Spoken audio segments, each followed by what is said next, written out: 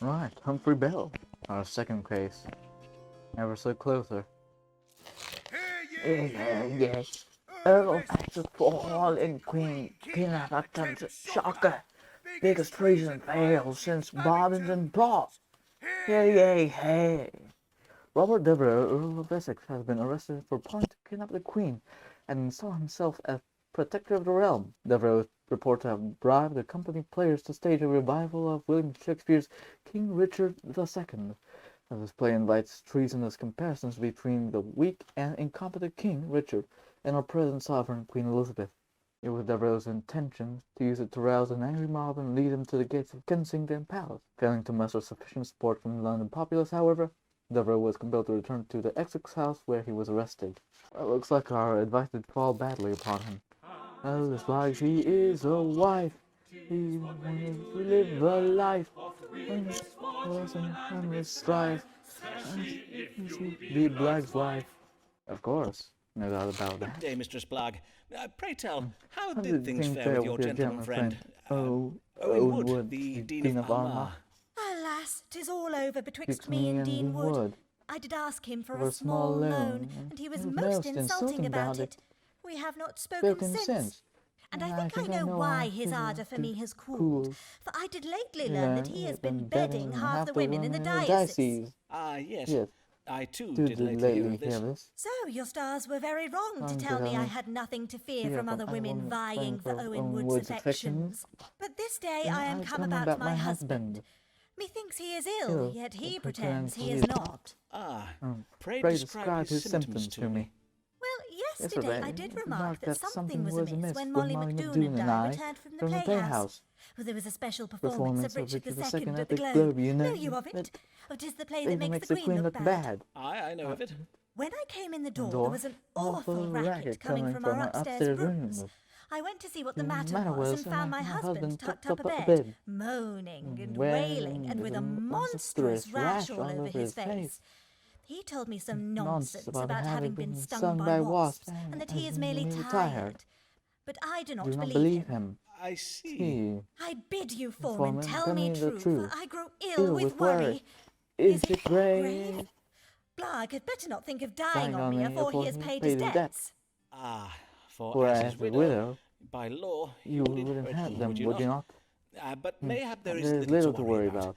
Let us consult the stars and see what ails Thomas Blagg, the Dean of Rochester. Looks like we'll have to break the bad news. Melancholy. Swelling the cords. Erysipelas. Yep, there we go. Alas, I am afraid your husband is ill. The disease known as erysipelas. He is in grave danger. Indeed, his case is advanced and beyond treatment. There is nothing to be done now, but prepare yourself for death, Mr. Blagg. Madam? Madam? Alice? Come, Alice, I will find you a chair. Nay, I must not tarry. I am meeting Mistress McDoon at the Bear for a quiet one. Good day, Foreman. But Alice... so be it. Once more. Hey. Straight to losing head after losing mind. Earl of Essex gets a chop for treason. Yay! On this day, the 25th day of February, in the year of our Lord, 1601, Robert Devereux, the Earl of Essex, was executed for treason. The execution follows yesterday's trial, at which he was found guilty of leading a fair plot against his realm. Formerly a favourite of both Her Majesty and the London public, the Earl's surprising betrayal of both Queen and country has shocked the nation. If you try to argue with her, you will have no love to twist and turn your life to the reason common conscience for just Mary, all you laugh, she will not give up. Fa la la la la la la la. Well met, Mistress Payne. How fare you this day? Most well indeed, sir, for I am just come from taking my niece on an outing to Tower Hill. 'Twas to see the execution of the traitor Robert Devereux. Ah, yes, Lord Devereux. What a tragic end to a promising career. And such a lovely beheading they gave us. My niece and I very much enjoy the hangings at Tyburn, but a beheading is so much more elegant, is it not? Verily, 'tis a better class of execution, I find, and the royal executioner did go down on Devereux with such skill. A single stroke was all it took to give us the traitor's head. Aye, 'tis true the royal executioner gives excellent... But I have no time to tarry here and gossip with you, Dr. Foreman. I am come on a matter of great concern, and I bid you do my reading with greater care this time. For last time you did alarm me quite unnecessarily with your tale of war in Texas. And whilst the Queen does have the appearance of being naught but a painted corpse, propped up on a throne using artfully placed cushions, she is, in lore at least, still alive. Praised be. Ah, indeed, praised be. And what is this new matter that concerns you? 'Tis that England is filling up with foreigners. Indeed, 'tis been going on for so many years now that in London 'tis rare to hear anyone discoursing in the English tongue anymore. The city is crawling with continentals. Ah, then I take it you do not enjoy your visits to the city of London? Oh, nay, I have never been to London. For as I did just say, 'tis crawling with continentals, and Lambeth will soon suffer the same fate if we do not act. Why, only the other day, I spied a continental on the high street. A monstrous ogre of a man he was. And as for his face, his eyelashes were so fair, he had the appearance of having none at all. Ah, yes, the Netherlanders. 'Tis true the people of the Netherlands can be fair of hair and tall of stature. And 'tis surely no coincidence that Lambeth has suffered an increase in crime of late. We do not feel safe, Dr. Foreman. Every night we ladies of Fore Street do shiver in our beds at the thought of these frighteningly large men. I do not doubt it, madam. Now, let us see whether the stars might allay or confirm your fears. Should the residents of Lambeth be concerned about an influx of continentals? I fear not. I hope not, I mean. Lying about why they are in Lambeth. Of course. Danger of violence. Domestic violence. Religion, death's corruption. Waging war on a continent. Hypocrisy. Enrich. Destroying. Yes, there's the worry. For A. For C, there is no reason for it. And for B. C, A or B or A or C, A, B. A, B. C, A. C, A.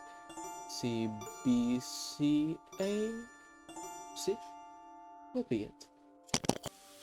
I do think it is C. Madam, I may assure you that if there be a rise in criminality, the continentals are not to blame. Then who is to blame? May I suggest the youth of this day? The youth of this day are customarily blamed for social ills, and in this instance it would seem justified, at least according to the stars. As for the continentals, it appears that elements of their culture and expertise may one day serve to enrich ours.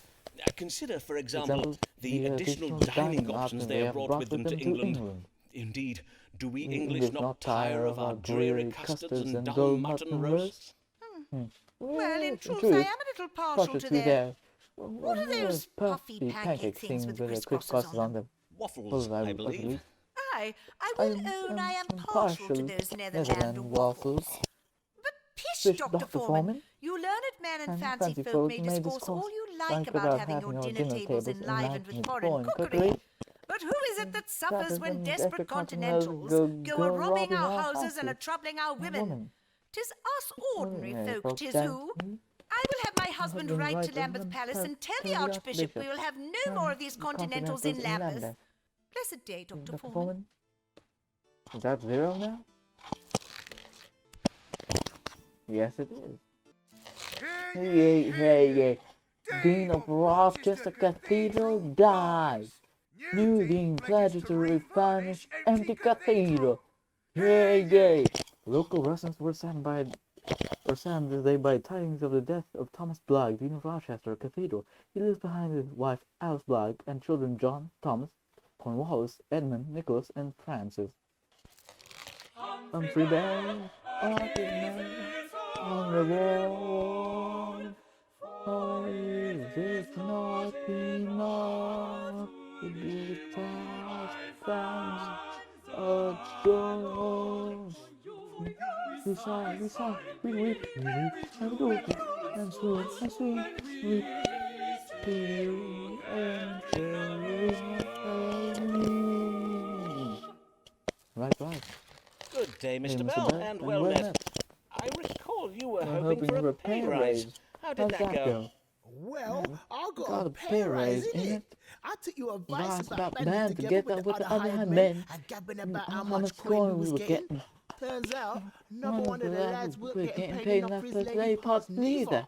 So, we all refused to do our rehearsals until the boss man fixed it. Well done, Mr. Bell. I must say I am most proud of you. But this day, I am come about my skin. She's so clapped, I need twice as much ceruse as normal.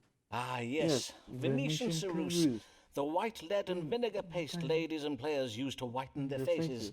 You have to fix it for me, Doctor, for my role in Mr. Shakespeare's new play. I'm to play a lady who disguises herself as a lawyer. A lady cunningly disguised as a lawyer?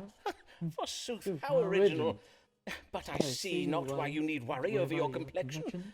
Having a sound grasp of Latin and a talent for eloquence are the usual qualifications of a legal advocate, are they not? Is it verily necessary for this lawyer to have beauty as well? Well, Mr. Burbage seems to think so. These are enlightened times, and we must have confidence in our audience that they will accept, even welcome, the notion of a lady of learning, as long as she be lovely enough to lie with. I see. And 'tis true your skin is looking a little less than lovely at present. Let us see if we may find a remedy for it in the stars. What is the matter with Humphrey Bell's face, and what may be done to improve its appearance? Let us see indeed. Melancholy. No, I don't think so. Distemper of liver. Some kind of poisoning, maybe. Ugly. Ugliness is a disease, is it not? The stars indicate that your skin troubles are occasioned by the ceruse paste you're applying to your face. The lead it contains is causing your scabs, and, if I am not mistaken, some thinning in your hair. But these are merely indications of a greater trouble it is causing, a distemper of the liver. You must no longer apply lead to your face, Mr. Bell. What do you mean, like, 'tis poisonous or something? Oh, nay, that is not poisonous. You merely seem to have a sensitivity to it, is all. I will write you up a prescription to take to an apothecary. He will concoct you a paste from alum, tin ash, and sulphur as a replacement for the ceruse you have been using. And to hide the damage to your skin, you might apply the white of a raw egg to your face. 'Twill act as a kind of glaze over your complexion. So all this will fix my face, yeah? There, I thank you kindly, Dr. Thorne. He's the most British guy I've ever heard. Oh, very close, very close. Mr. Foreman, doubtless I need not explain why you have been brought before the College of Physicians this day. We have been informed that you persist in practicing medicine without a license, in defiance of the law and in spite of the previous warnings given you by myself and my distinguished colleagues. How do you answer this charge? Well, what do you have to say for yourself, Sirrah? I say that I am a good doctor, and that my many years of experience have allowed me to perfect my methods as a true physician. You would dare speak of your methods, Mr. Foreman. We are informed that you write your patients' names and complaints in a notebook, doubtless all the better to blackmail them with. Ah, yes, my casebooks. Indeed, sir, 'tis most useful to be able to remember a querent's history. Furthermore, you use astrological readings not simply to predict the course of an illness or judge the best time for treatment, as good medicine teaches us, but you find the cause of the disease in the stars. You refuse to examine your patient's urine for this purpose. Well, yes. And you would dare claim that in these past years you have gained medical knowledge and skill from mere experience? Then I invite you to provide proof of it now. You will submit to an examination. So be it. Blackmail? Probably. Intelligence? Oh dear. Mercury. Head. Aries? Oh. Wow. Silence! Simon Foreman. It is clear to me the answers you have just given were not your own, and that they were provided to you this day by some unnatural means. Such foul trickery and dark magic will not be tolerated within these walls. Remove this charlatan, this carnival quack from my sight. What, again? I demand to speak with my legal counsel. You will regret this. Sir, it was with a shock of distress that I did learn of your current situation. But worry not, Dr. Foreman, for you will be freed from jail this very day. I bade my husband, Lord Dyer, exert his influence on your behalf. But I must warn you that the cause of physicians cannot be obstructed for too long. And that you very ought to procure a medical license. Your current and most assured friend, Lady Emma Dyer. Alice blind and suffered woe. Has brought me very low. Mayhap there be some pollution though in the stars, and we shall know. Yes, I am a great Alice, dear friend. Since your husband's death, I have oft thought of you. Fare you well? Oh, Foreman, I am sorry for not coming to see you sooner, for I was grateful for your warning about Blag's illness. It gave me the sense to bide with him in his final hours. It was only then that I did realize how much I did love the old fool. Despite his mump-headed nature and his leaving me and the children with not a penny between us. But the day after he passed, I came upon a note he had writ for me. I warrant that was your idea, was it, Foreman? It may have been. Then I thank ye for it, Simon. It was a comfort to be left something to remember him by, even if it be the only thing he did leave me. But things are better since I did become Mistress Maysay. Then you have remarried? Aye. 'Twas the only means of putting a roof over our heads and meat in our bellies. And Mr. Maysay is a kind man. Oh, but Foreman, we may not have our roof much longer. Maysay has threatened to leave me. The brute! Well, to be fair, I suppose I did fail to apprise him of the full extent of Blag's debts, which are, as you know, not inconsiderable. But what am I to do about it now? Yes, of course. By marrying you, he is now responsible for the debts of your late husband, according to the law. In sooth, 'tis a high price to pay for a wife. No matter the marital bliss, her bountiful charms and fine qualities do doubtless afford him. Ah, save it for another day, Foreman. 'Tis not your chub-brained flattery I am come for. 'Tis your counsel. Then let us see if the stars may offer a solution. How may Alice Maysay prevent her husband petitioning for a divorce? Well, let's see how you hope her aim this right. Nervous, being burdened, Thomas by debts. Finally tripped my turn things round. Punishing the deceased Thomas Bly by visiting the evil sins of his wife and widow and children. The second temper hopes. Bly's legacy debts he has burdened the widow with. I do not know. Well, Morris, I do not understand thee. Now, one man's sins are one man's sins, not to be handed off to another except Jesus. I do hope I worded that correctly, but the family trip does look nice. Alas, you have little hope of calming your new husband's feelings about your late husband's debts. But the stars suggest that your family might go abroad and thus put yourself out of the reach of Blag's creditors. You must do this without delay. Go abroad? You mean where foreigners live? Aye. My chart also suggests that you find some creative solution to ensure your husband's cooperation in such a project. Has he ever expressed an interest in the New World colonies? Or perchance you might suggest an extended tour of Roman antiquities? Nay, but I will put my mind to it. But if we do go abroad, this is doubtless the last time I shall ever see you, Foreman. Well, if we did get her letter of recommendation now.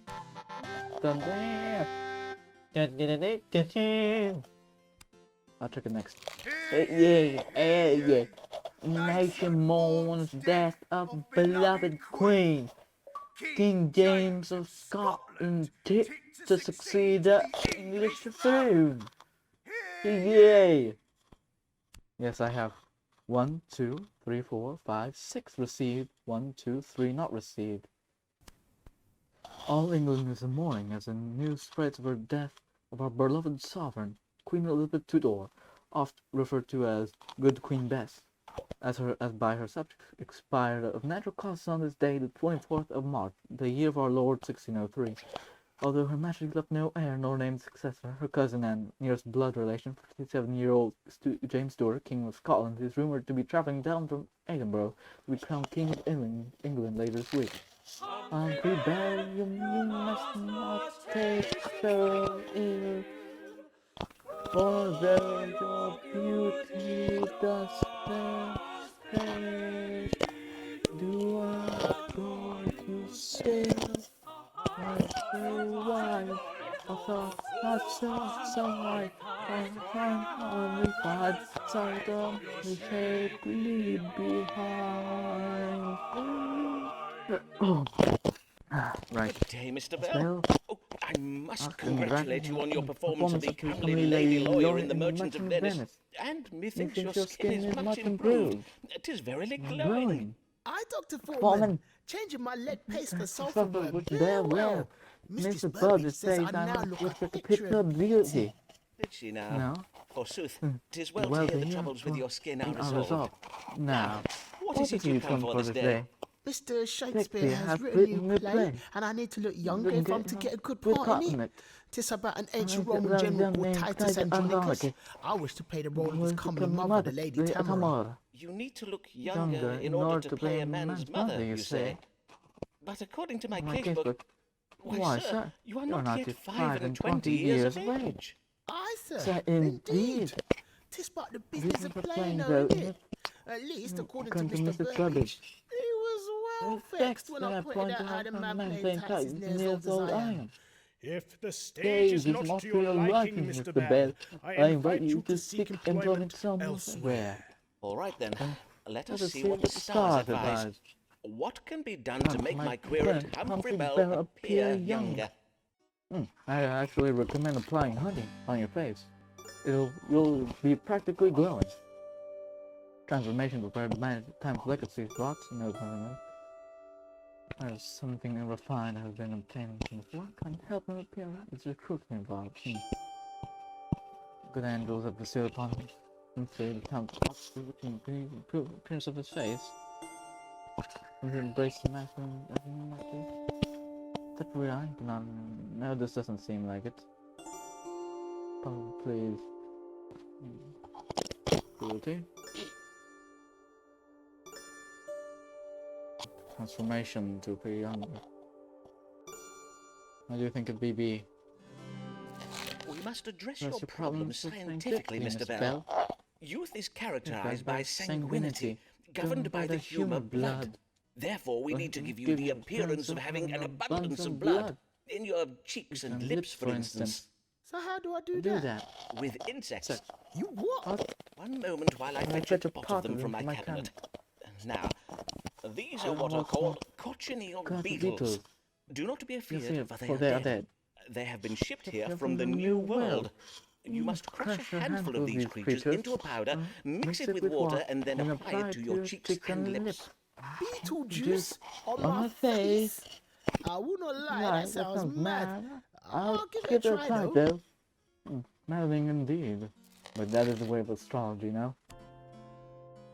2 more times. All this energy, dinner and parties, I never go down. Say when you can see what will achieve. Invisible forces to a man. Right. Good morrow, Mistress Fortescue. How may I do you service? Dr. Foreman, I have urgent need of your advice. Oh, whoa! I know not what I am to do. On my word, madam, I have never before seen you in such a state. Pray Pray tell, tell, whatever can the matter be? 'Tis my husband, Captain Fortescue. God mend me! He has been implicated in a conspiracy to commit treason. Ah, yes, your husband, Captain Henry Fortescue. He is a great friend of Sir Walter Raleigh, is he not? Oh, methinks I see your problem. For Raleigh has been implicated in a plot against our new king, has he not? 'Tis said the plotters wish to oust the king and install the king's cousin on the throne. Or was Raleigh involved in that other plot? The one to kidnap the king and force him to appoint a more religiously tolerant privy council. In truth, there are so many plots against the English throne these days, 'tis hard to keep abreast of them all. Indeed, I know not which plot Sir Walter was arrested for, but I have heard tell that the Privy Council seeks to find conspirators amongst his associates. Hence I have been hiding my husband in our cellar and pretending he's still away at sea. But why would your husband fear arrest? Was he involved in Sir Walter Raleigh's plot? Nay, he was not. But all London believes that he and Sir Walter are very great friends. Ah, yes. Yes, I see. But what of your own friends, Mistress Fortescue? All those lords, ladies, and bishops who have so oft graced your table, would they not speak in your husband's defence? Well, dear Emma says she will speak for my husband, but alas, she now has little influence at court on account of some scandals of her own. As for my other acquaintances, they have all disowned me. They decline my invitations, and no one is at home to me when I call upon them. Even Sir Munchelot has stopped speaking to me. Even your parrot, madam? On my word, that is very cold. I beseech you, sir, read the stars and tell me how I might save my husband from arrest. Pray assure me he will be safe. Let us see, then. Is Captain Henry Fortescue in danger of being arrested for treason? If so, what might Mistress Fortescue do to prevent it? Yeah, quite a conundrum indeed. Ultimatum, perhaps. It is. Well, we'll punish Captain Fortescue as a part of the conspiracy, but no, he did not have any part. So I don't think it's the one. Reputation is dead.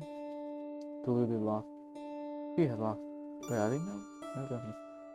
Waging violent war in a foreign country, with distracting and applying co-conspirators. Fate, no. Family, maybe. Husband. Distress the secret world and behave nothing to fear. Oh dear, it's most definitely not A, but it might be B, though. But I do not recall any wars that did so happen after King James. The sixth, was it? King of Scotland became King of England. Yes, it does seem like B, most likely. Be not so afeard, madam, for the stars show cause for optimism. Whilst your family's situation is grave at present, it will not remain so for long. Oh my days, Dr. Foreman! You cannot imagine how well it is to hear your words. Indeed, given enough time, this plot against the king will be remembered as but a trifling affair. Even King James himself will soon be jesting of it. He will remark, remember you the time Sir Walter Raleigh and his friends tried to snatch away my crown and give it to my cousin? Such japes! Dr. Foreman, I do not think that can be right. I assure you it is, madam, for the king will soon be engaging England in a bloody foreign war so all-consuming that mere domestic political machinations will seem trifling in comparison. On my honour, I truly do wish I could believe what you say, but 'tis well known that King James favours peace and does not intend to engage England in more wars. Verily? Yes, verily.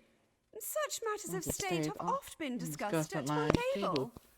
I must own, Dr. Foreman, that your false assurances do give me no comfort. I messed this one up. No comfort at all, Dr. Foreman. Methinks I shall to Whitehall go and throw myself upon the mercy of the king. So close. I almost got it. Rebel with time on the stage. Nearer to send you and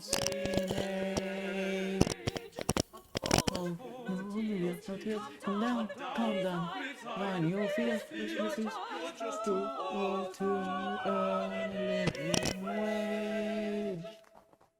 Right. Good day to you, young sir. May I say, your playing of Titus Andronicus's comely mother was excellent. Well, a wondrous performance, Mr. Bell. Aye, well, they let me play her in the end. Your crushed Beetlejuice thing worked very well. Mr. Burbage decided to keep me in the role when he saw my rosy cheeks and that. Indeed. Forsooth, I am glad the cochineal beetle treatment proved efficacious. Ah, well, I'm not so sure I am, innit? My newfound loveliness has stirred a passion in Mistress Burbage. She's been trying to move me. On my word. But surely, Mr. Bell, if Mistress Burbage's attentions occasion you discomfort, you have merely to tell her so. Make it plain you wish your relationship to remain professional and bid her abstain from any amorous advances. You what? Nay, sir. If I air her, she'll be vexed and I could lose my job. Know you what I mean? Ah, I see, yes. If she were to take umbrage, she might use her influence over her husband to prevent you from getting work. Well, I do have a recipe for a very effective aphrodisiac. Nay, then let us see what the stars advise. How might Humphrey Bell calm the ardour of Mistress Burbage without it costing him his career? Oh, let us see. Color, temperament, fair as the heart. She prefers to be one in charge. What's that to do with? For indulging in lustful passions. Okay, but what of it? It would seem Mistress Burbage's behaviour can be attributed to her excessive sanguinity. To wit, there is an imbalance of blood in her body. It compels her towards an indulgence in lustful passions. What do you mean, like? She's ill or something? Her grabbing me backstage and trying to beg me. 'Tis an imbalance of blood making her do all that. So, how do I help her fix her problem then? Her problem? Oh, nay, Mistress Burbage is not ill. Forsooth, indulging in her lustful passions is a most healthsome pursuit, which doubtless brings her much pleasure. Indeed, the only person who has a problem with her lustful activities is you. You what? Perchance you could find the means of adding cooling and drying foods to the lady's diet to counteract the fiery moistness of her sanguinity. I suggest myrtle berries, lettuce, and mallows.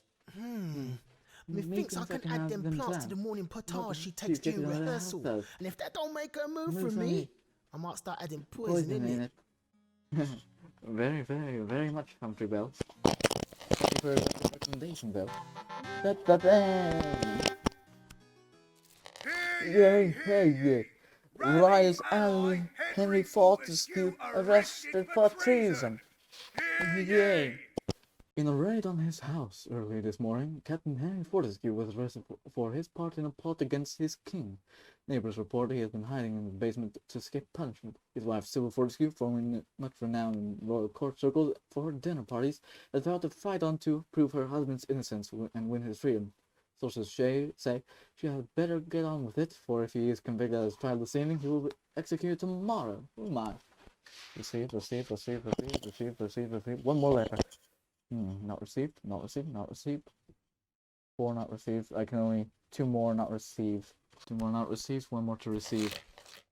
A lot more is true. The man whose eyes are destined to is gravity, the order of things. Divine right of kings. Let's hope I can get to Good evening, Mr. Moore. How may I do you service? I have a mind to take up a profession and would have your counsel on it. For I must say, your advice thus far has been most excellent. Counselling me not to marry that sly succubus Emma Dyer did veritably save my life. Indeed, I have heard it rumoured that her husbands have a lamentable habit of dying, if you follow my meaning. In short, their deaths are most unnatural and not at all accidental. Do you understand what I'm telling you, Foreman? Aye, I do, Mr. Moore. Pray afford me a moment to recover from the excess of shock and surprise I do feel upon being told of the lady's true nature. Now, you say you wish to take up a profession. 'Tis a military career you're considering, I presume? You wish to distinguish yourself in battle? Nay, 'tis a career in the church.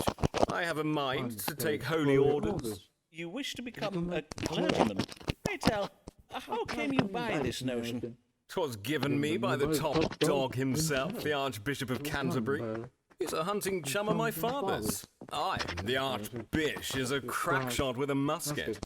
You should see him at it, foreman.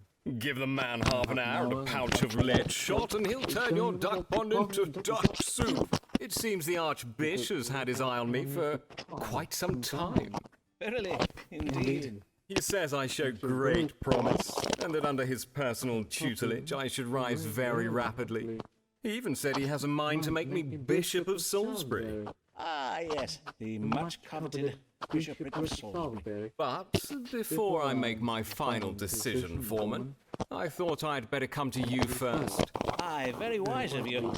Then let us see what the stars foretell.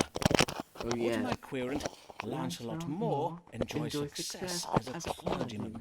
Oh yes, I'm to recommend him to the church and to the Archbishop, to him to make an archbishop of the thing. Work pumps will be broken. Misguided ambition, serving an unpleasant. Good anyone for water. Presence. This kind of old woman. Down, but doesn't know piety. Piety. Piety, not piety. I'm gonna take a pill. Oh, then I not actually dissuade him. Although, how am I with them? Onslaught more? I guess I'm to give him good news then. You know what? To throw his future into the trash. You should I'm get my indeed take letter of holy recommendation. orders, Mr. Moore. More? The stars do indicate that life as a clergyman would transform you. It would turn your mind away from vice and idle pursuits. I see. So, there is your answer. Ah, yea. But do the stars give any additional reasons as to why I might pursue a career in the church? Aside from the fact of it being godly and such. Well, my chart does also suggest that doing so would enhance your eligibility as a suitor. For taking orders would serve as a signal of your wisdom and virtue. Oh, verily? Aye, it says here that if you become a clergyman, yes, that God will reward you with ladies. God's underlumps! And to think all the hours I've wasted learning to play the lute for such a purpose. I thank you, foreman, for you have helped me find my true calling. I shall take holy orders and begin dispensing wise counsel and spiritual guidance to all the ladies of London. Yes. Thank you very much for your letter. Oh, crafty Emma, what does he ask for now? 10 times a widow, needless to say.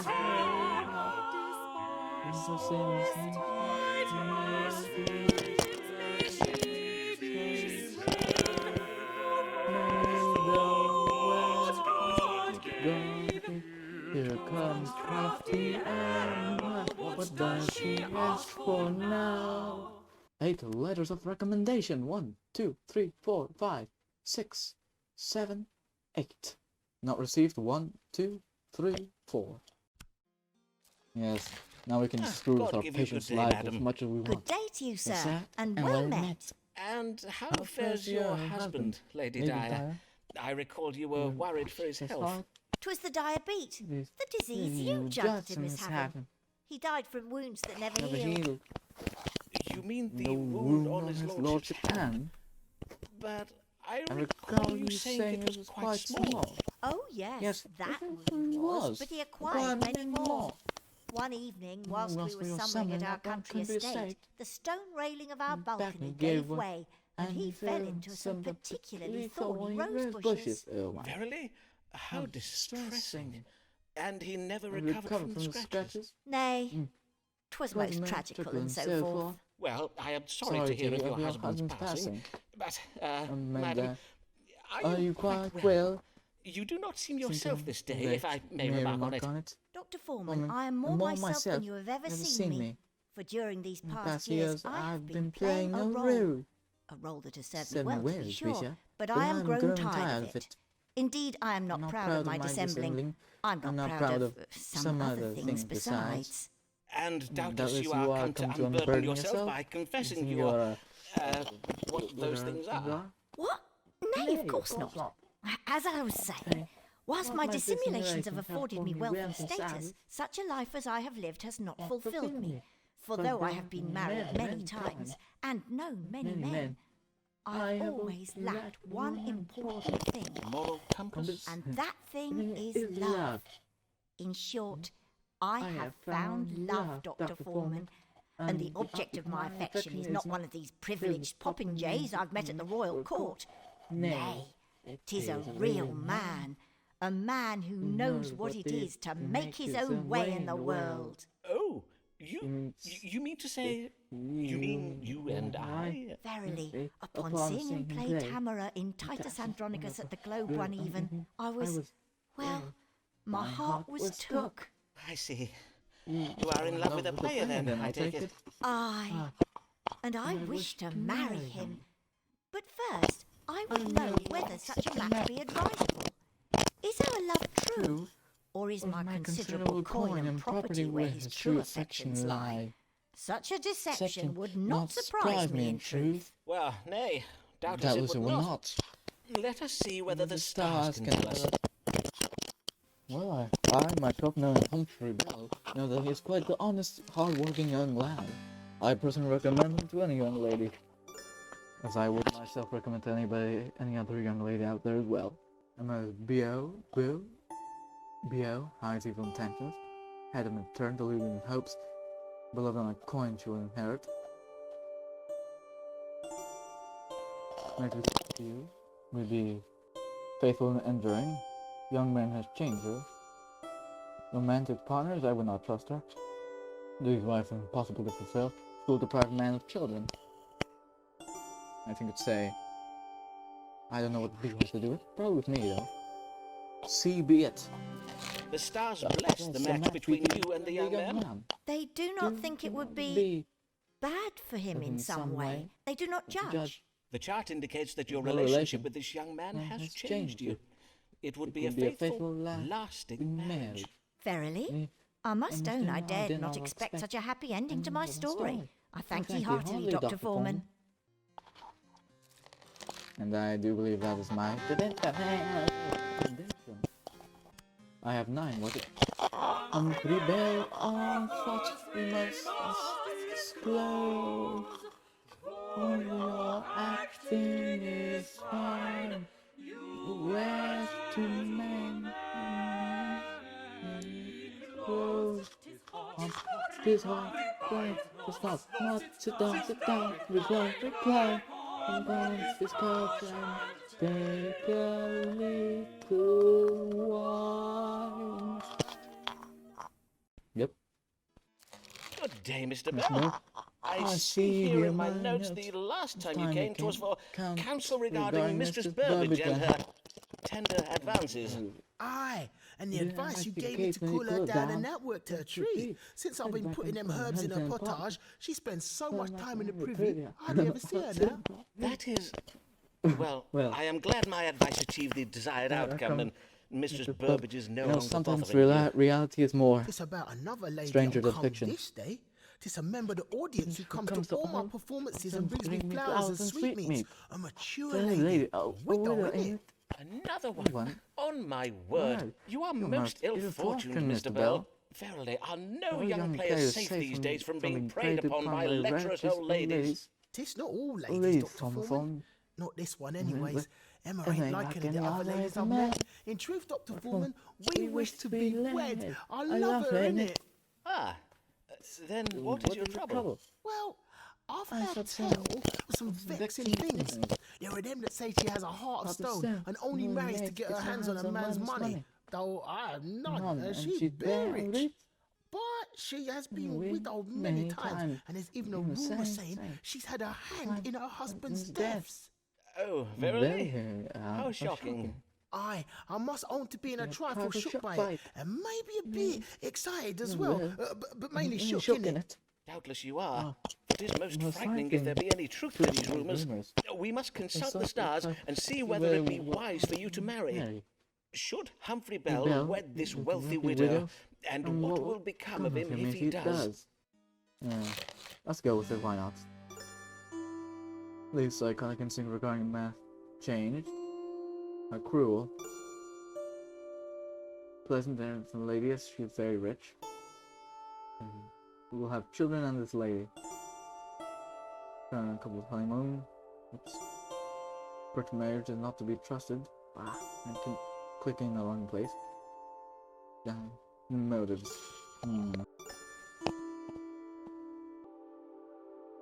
Sure, let's go with A.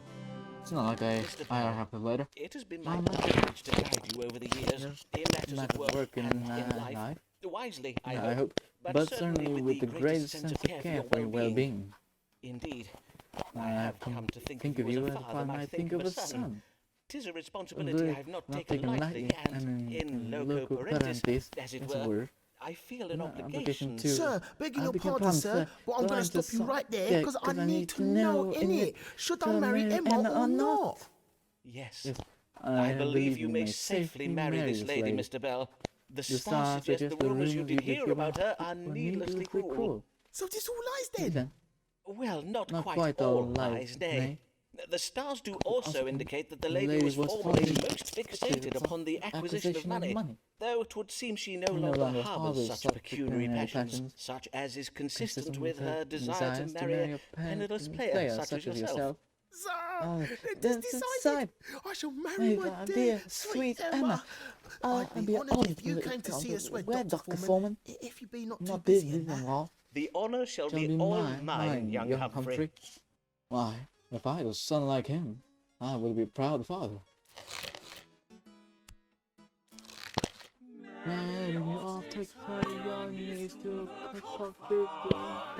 Those are roosters, mind you.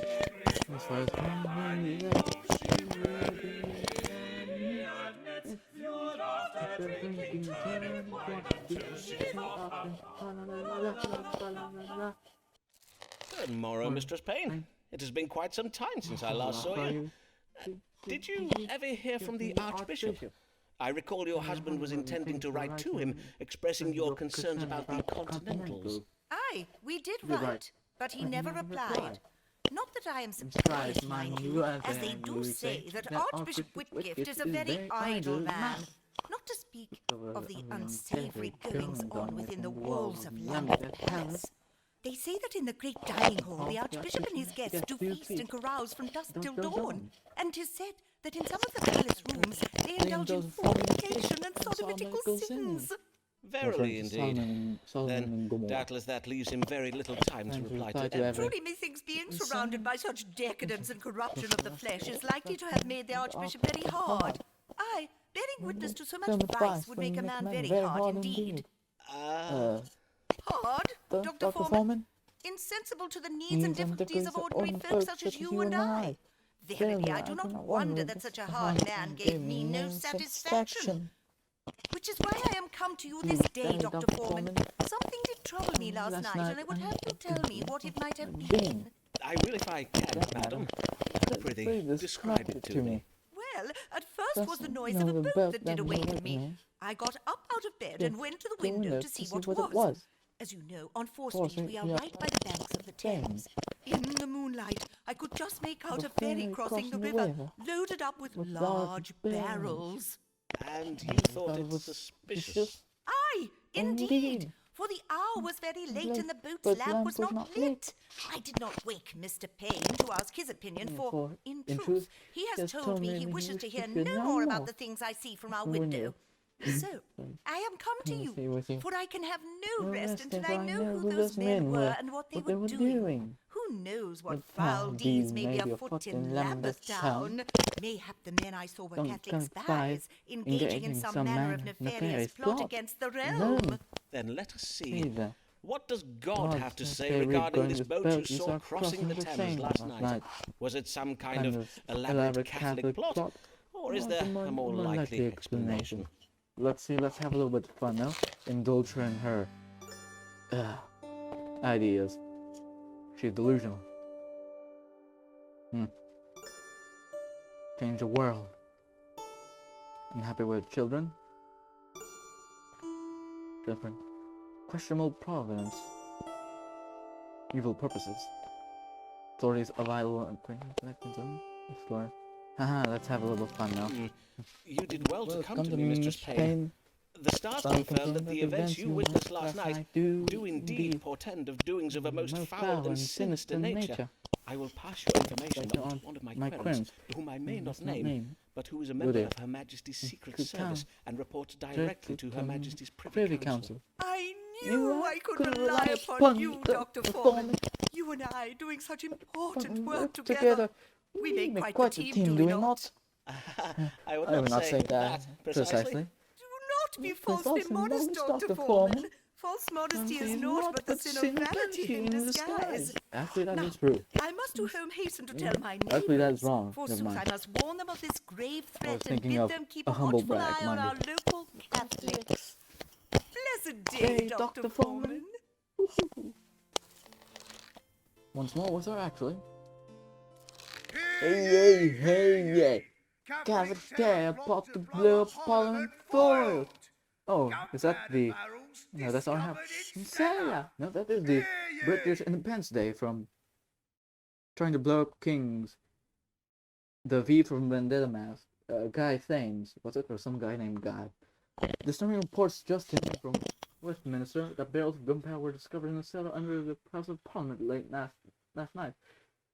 Sources indicate that this gunpowder was caught with a Catholic conspiracy led by Robert Casbury and assisted by a continental by the name of Guy the Fox. Oh yes, Fox, Mr. Fox, I am right. I did remember my European history correctly. Ha, huzzah! Well, the just come every face, to say and more. Till her beauty comes and nothing will be quite a shock. Puritans, no? I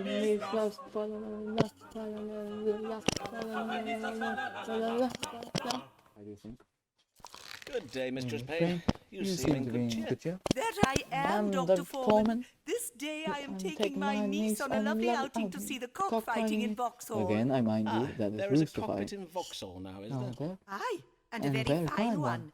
And I did think we need a nice day out to turn our minds away from that terrible affair of the Catholics plotting to blow up the Houses of Parliament. And my niece does so love the cocks. Roosters, mind you. Doubtless, madam. And the gunpowder plot was indeed a terrible business. They say it was the doings of a group of young Catholic nobles from the Midlands, do they not? And that the gunpowder was ferried across the Thames at Lambeth under cover of darkness. Doubtless, 'twas the very same boat I did tell you about, Dr. Foreman. And of course, I must congratulate you for recognizing how right I was to be suspicious of that boat I saw. Now, I bid you tell me, and do not be coy, Dr. Foreman, was it your relaying of my information to the authorities that foiled the gunpowder plot? Did you and I save England from the Catholics? I am afraid, madam, that I am not at liberty to confirm nor deny my involvement in the matter. Ah, but oh my days! Are you ill, Dr. Foreman? Mayhap we are both troubled with the same disease, for my eyes do also twitch and prick with pain. I did remark the condition of your eyes. They are very red in appearance. And you seem troubled with a hacking cough. For how long have you had these troubles? Only these past few days. And as well as my eyes and my cough, I do also find it a trifle vexing to breathe. Then let us now consult the stars. What ails Mistress Mary Payne? Quite confounding. Bloodshot eyes. Noxious odors. Green sickness. I think noxious odors might be like since oh, that's weird. Since smoke can cause irritation in the eyes and as well congest the lungs. Madam, well, look at me, your a symptoms two-bit are doctor. occasioned by No, that's not how it goes. odors. It's a two-bit. Most likely you did lately inhale a large volume of smoke. Mayhap your chimney requires cleaning. Indeed it does not, Dr. Foreman. My cleanliness is unimpeachable. I have my maidservants scour the house from top to bottom every day. Then I cannot be sure what has occasioned your... Hold. What is that acrid odor? Methinks it does emanate from your clothing. Madam, have you been taking part in the anti-Catholic pogroms that Lambeth has witnessed these past days? The burning of houses and shops, the lynching of priests from trees upon Lambeth Green. Mayhap I have, and what of it? You should be congratulating me and my ilk for keeping you safe, and for sending a clear message to those Catholics who would plot against our Parliament and blow us up with gunpowder. Madam, these Catholics are our neighbours, our colleagues, and our friends. I beseech you to consider your actions, madam. Are not Catholics people too, just as we are? If you prick them, do they not bleed? Aye, and their flesh is burned the same and all. I fear I do not follow your reasoning, Dr. Foreman. Are they not subject to the same diseases, healed by the same cures as we are? And if not cured, then, alas, taken so soon, so needlessly. I never have the chance to. Oh, my sweet Avis. Can you ever forgive me? Is something the matter with you, Dr. Foreman? On my honour, you do seem most troubled. Mayhap you should be going to consult with the doctor yourself. God keep you well, Dr. Foreman. Blessed day. Oh dear, who died? Oh dear. Oh, family. Yeah. London struck by plague. Passes closed by order of the king. Hey. Oh dear. Be advised that if you are experiencing any of the following plague symptoms: fever, abdominal pain, lumps on your groin, oozing foul pus, send word to your local authorities, and the team of carpenters will be dispatched to your place of residence to board up your house so that you may not roam about infecting others. Please ensure that loved ones are ready to be deposited in the plague cart wherein come passes each evening. Corpse deposited on the street outside of collection hours will incur a fine of 1 shilling. Earlier.